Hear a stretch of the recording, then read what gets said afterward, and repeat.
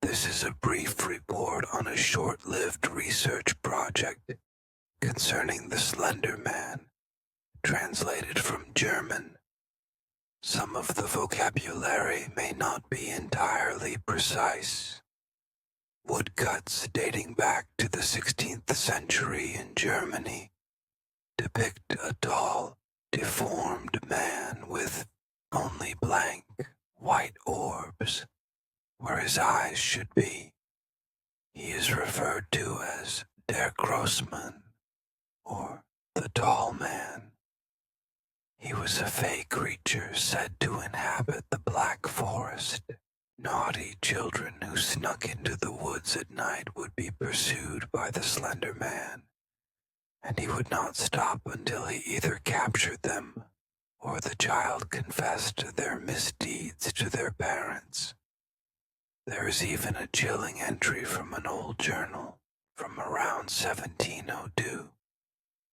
Another one, but this is actually from a book. My son, Lars, is gone, taken from his bed. The only thing we found was a piece of black clothing. It feels like cotton, but it is softer, denser. Lars came into my bedroom yesterday, screaming at the top of his lungs that the angel was outside. I asked him what he was talking about, and he told me a nonsensical fairy tale about the Grossman. He claimed he had gone into the groves near the village and found one of my cows dead, hanging from a tree. I thought nothing of it at first, but now he is gone. We must find Lars, and my family must flee before we are killed. I am sorry, son. I should have listened. May God forgive me. When the Slender Man started appearing in this thread, I was certain there was something familiar about him. As an amateur folklorist, I had a few source books lying around. It took me a while, but I eventually located something in W.K. McNeil's Ghost Stories of the American South. Most of the tales compiled in this book are transcriptions of recordings made by other folklorists, but McNeil brings them together and provides notes, making it a very useful resource. So, this specific story is found in the 7th section of the book, under Other Supernatural Creatures. Well, I'll tell you what. When I was just a boy, a cousin of mine came to live with us. He was a bit older than me and my sisters, maybe 16 or 17, and we were the only family he had left in the world, really. And he was the most terrible liar you could ever meet. Almost everything he told you was a falsehood. I liked him well enough, though. In the summer we slept in the loft because it was cooler up there, just him and me. In the winter, we would sleep on the floor closer to the stove. My sisters had their own room. One night my cousin woke me up by punching me in the shoulder. Since it was summer, we were up in the loft, and my first instinct was to shove him off the bed, because I wasn't happy about being woken up, you know. But before I could say a word, he put his hand over my mouth, and even though it was dark, I could tell he was scared. "Listen," he whispered. So I listened very carefully. There was this scratching noise like something was on the roof. And, mind you, the roof was right above our heads since we were in the loft. I was a little rattled, but I wasn't buying it. So I told him, "It's just a raccoon or a cat." "No," John said. I heard it before I woke you up. It's like footsteps, like someone is walking up there. I wouldn't have any of that. I told you he was the most terrible liar. So I went back to sleep. But the next day, my cousin tried to tell Pap about it, and Pap wasn't having any of it either. A few nights later, while we were eating supper, Pap sent out my youngest sister to get water from the pump we had in the back.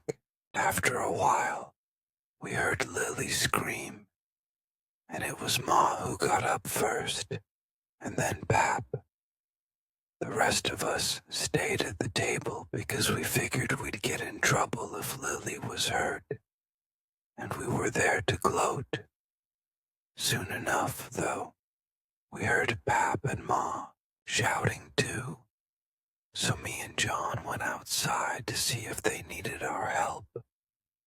All they had was the water bucket Lily had carried out, and there was no other sign of her. At first, I didn't understand what was going on with both Ma and Pap shouting, and by the time my other sisters came out, they started crying. My cousin was just standing there in the yard, looking off toward something. "It's the man walking yonder," he yelled. He pointed across the field. No one was listening to him but me, and he just kept saying it. "It's the man walking yonder. It's the man walking yonder." You already know it was supper time, so the sun was setting, and it was hard to see. But when I looked out over that field, at the back of the house, the whole thing was lit up orange. There was a line of black trees at the edge of the woods, and I swear to you, I saw one of those trees moving, like a man walking away. But it couldn't have been a man, because there ain't no man that tall and skinny. I think Pap saw it too. He brought us inside and locked all the doors. He made us stay quiet while he took out his rifle. We waited like that all night, with Ma crying the whole time. When the sun came up, we took a wagon to town and told folks what had happened. Though, as I recall, nothing much ever came of it. John ran off a few weeks later, and we got a new house closer to the mill where Pap worked. I still can't bring myself to look at trees during sunset, though, especially not on windy days when they all sway back and forth like a man walking away.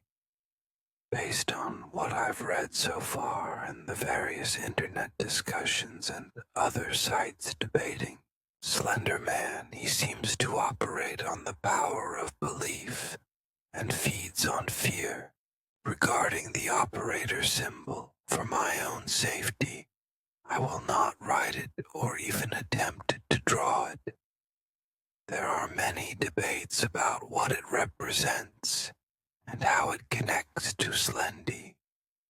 Some theorize that when you look at him, Slender Man can teleport, so the operator symbol is a representation of him bored into the minds of those he haunts, so that he can teleport to them wherever they are.